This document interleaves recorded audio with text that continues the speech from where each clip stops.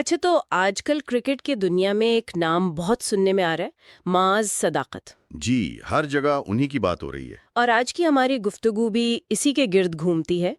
सवाल ये है कि क्या एशिया कप राइजिंग स्टार में मास की जो कारकर्दगी रही है, वो 2026 के टी20 वर्ल्ड कप स्क्वाड के दरवाजे पर एक जोरदार दस्तक है?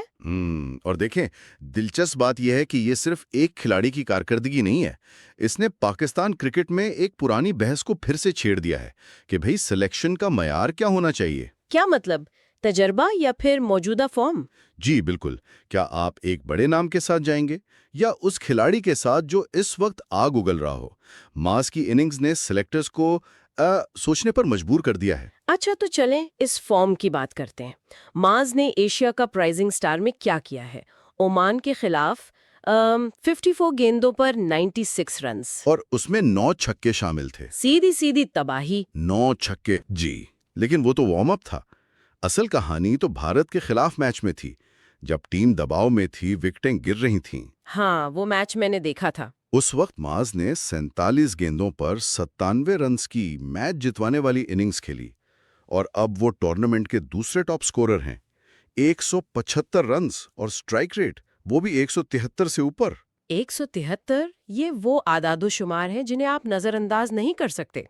और बात सिर्फ बैटिंग की नहीं है। मैंने देखा कि भारत के खिलाफ उसी मैच में उन्होंने गेंद से भी कमाल किया। आपने बिल्कुल सही पकड़ा। 4 ओवर्स, सिर्फ 12 रन्स और 2 अहम विकेट। ये तो एक मुकम्मल टी20 पैकेज लगता है। वही तो। और यही चीज उन्हें दूसरे नौजवान खिलाड़ियों से अलग करती है। मास शाहिद आफरीदी की मिसाल देता है कि कैसे एक इनिंग्स किसी का करियर बदल देती है। मास के साथ भी कुछ ऐसा ही हो रहा है, लेकिन जरा बड़े तनाजुर में देखें।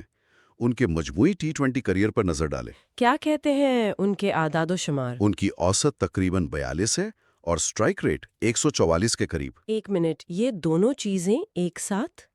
42 की औसत भी और 144 का स्ट्राइक रेट भी? ये तो बहुत ही नायाब है। यही तो सारी बात है। टी20 क्रिकेट में यही सबसे नायाब कॉम्बिनेशन है। आपको या तो बाबर और रिजवान जैसी औसत मिलती है, लेकिन फिर स्ट्राइक रेट पर बात होती है। सही। या फिर आपके पास पावर हिटर्स होते हैं जिनका स्ट्राइक रेट ऊंचा होता है मगर औसत कम। एक ही खिलाड़ी में ये दोनों चीजें मिलना ये पूरी गेम बदल देता है। ठीक है, ये आदादो-शुमार वाकई मुतासिर कुन है। लेकिन एक सवाल है, क्या ये सिर्फ एक टूर्नामेंट का कमाल तो नहीं? हमने पहले भी ऐसे खिलाड़ी देखे हैं जो एक सीरीज में चमकते हैं और फिर गायब हो जाते हैं। बहुत अहम नुक्ता है। लेकिन उनके जो मजमूई करियर के आदाद-ओ-शुमार हैं, वो यही बताते हैं कि ये सिर्फ एक टूर्नामेंट की बात नहीं है और इसी वजह से सिलेक्टर्स पर दबाव है। किस किस्म का दबाव? माखिस के मुताबिक मास की इस कारकर्दगी ने सीधा सीधा साइम अयूब पर प्रेशर बढ़ा दिया है। साइम कौमी टीम का हिस्सा तो हैं, लेकिन उनकी फॉर्म में तसलसल नहीं है। तो आने वाली ट्राई सीरीज साइम के लिए बहुत अहम होगी। बहुत ज्यादा। उनके लिए ये करो या मरो वाली सूरत हाल है। अगर वो नाकाम होते हैं तो मास सदाकत के लिए दरवाजे तकरीबन खुल जाएंगे। तो खुलासा ये है कि मुआज सदाकत सिर्फ एक उभरते हुए खिलाड़ी नहीं है, बल्कि वो पाकिस्तानी टीम की बैटिंग की जो सोच है, उसके लिए एक चैलेंज बनकर सामने आए हैं। बिल्कुल। और ये सूरत हाल हमें उस बुनियादी सवाल पर वापस ले आती है, क्या टीम को मौजूदा फॉर्म को इनाम देना चाहिए या कायमशुदा टैलेंट पर भरोसा करते रहना चाहिए? और इसका जवाब शायद हमें जल्द ही मिल जाए। जी, इसका जवाब माज के एशिया कप के बकिया मैचेस और सबसे अहम साइम की ट्राई सीरीज की कारकर्दगी पर मुनस्सिर होगा। माखज़ में तो एक खिलाड़ी को दूसरे से बदलने पर बात की गई है, लेकिन सोचने की बात यह है कि अगर मुआज जैसा कोई खिलाड़ी टीम में आता है जिसके पास बेहतरीन औसत और ऊंचा स्ट्राइक रेट दोनों हों, तो क्या वो सिर्फ एक खिलाड़ी की जगह लेता है या वो टॉप ऑर्डर की पूरी सोच और हिकमत अमली को ही बदल कर रख देता है?